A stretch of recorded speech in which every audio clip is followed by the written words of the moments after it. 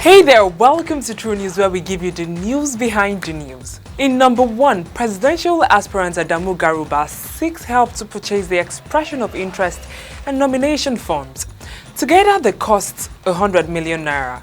In a tweet on the 23rd of April 2022, where he solicited funding for his presidential ambition, he said, "Dear Nigerians, my project with you have started. To those of you who made pledges of donation, here is the account number."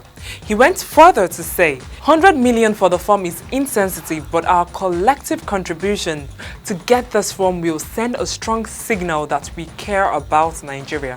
This is happening as another presidential aspirant, Chris Ngige, said that he budgeted 50 million naira to purchase the presidential form. But with this new price, his supporters will have to support him to buy the form.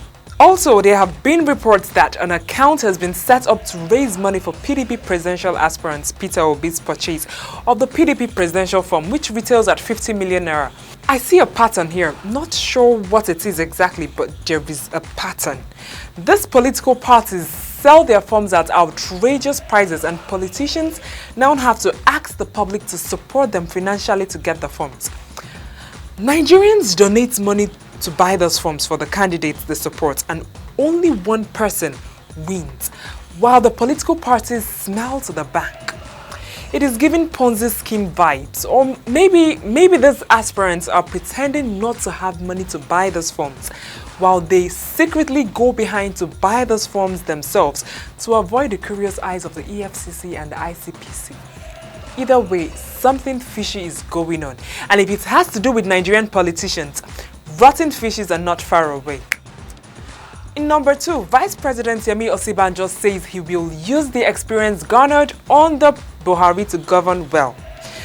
This statement was made during his visit to Ibadan, the Oyo State capital, to woo delegates of the All Progressive Congress to vote him as the presidential candidate of the party. The vice president said his experience as Nigeria's number 2 man has placed him in a very good position to function very well if he is voted into power in 2023. Come on. How can this be his line to woo Nigerians to vote for him? I mean, how can you be contesting for presidency and you are insinuating that the sitting president is your mentor? Trust Nigerians to react to this amazingly. I'll read out my favorite comments on this statement. This is what happens when you don't have anything to campaign with. Another IG user says, "Love raw. We do not want. We need a breath of fresh air. Is that too much to ask?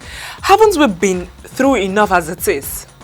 Another IG user commented, "Only you don't spoil your game for mentioning Buhari's name."